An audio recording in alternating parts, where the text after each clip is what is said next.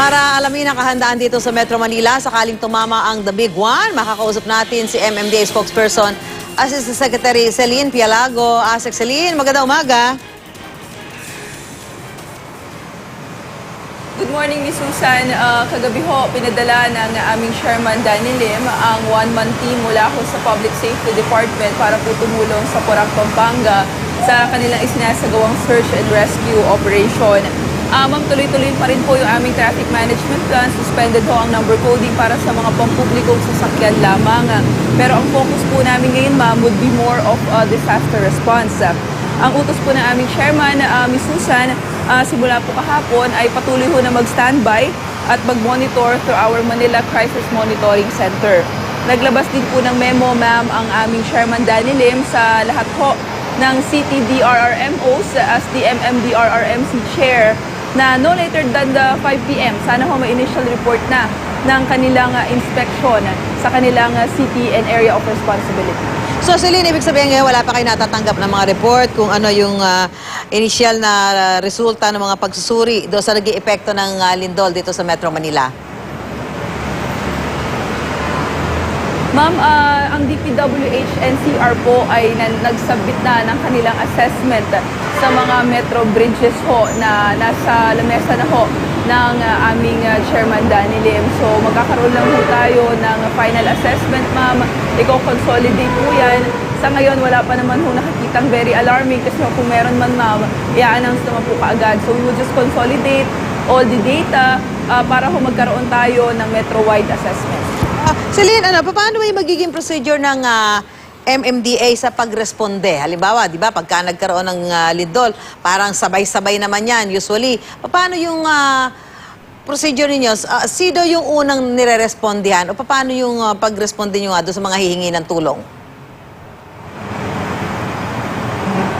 Ma'am, kung maaalala nyo ho, sa bawat shake drill ho na ginagawa natin, nakapreposition ho ang ating mga quadrants. 4 na quadrants ho yan na may mga cities ho sila na nasasakupan. Ma'am, so usapin ho kasi ng pagtulong on the earthquake, pag nangyari na ho yan, kung sino ho yung pinakamalapit at mas nangangailangan, yun ho talaga ang tinutulungan natin. Pero ang ating ho mga rescue personnel ay may enough training naman po para mag-assist. Meron din ho tayo mga kagamitan, although we're not saying na sapat ho ito pag tumama ho ang The Big One, but at least ho, alam natin na makaka-extend ho tayo ng tulong doon sa mga mahihirapan at masasaktan ho nating mga kababayan.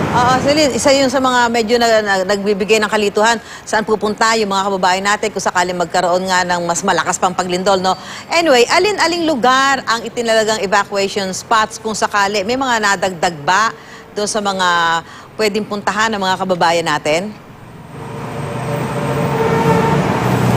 Well, ma'am, nananatiling ganun pa rin ang ilang hospital, Villamor Air Base. Kadalasan po, ma'am, ng mga areas po natin na pwedeng maging evacuation center ay yung mga areas po na patag, wala akong katabing malalaking establishmento, wala akong katabing malalaking gusali, at kadalasan po ito, ma'am, for example, Veterans Memorial Medical Center. Ganyan ho dapat ang itsura or structure ng magsisilbi ho na mga evacuation center. Malayo ho sa kahit na anong matataas na gusali. So yung mga gano'n na magiging accessible naman, hindi ba magkakaroon ng problema? I mean, may coordination ba doon na kung sakasakali kailangan pumunta doon, baka haharangin sila ng mga gwardiya, alam mo yung mga gano'ng sasabihin nila, protocol?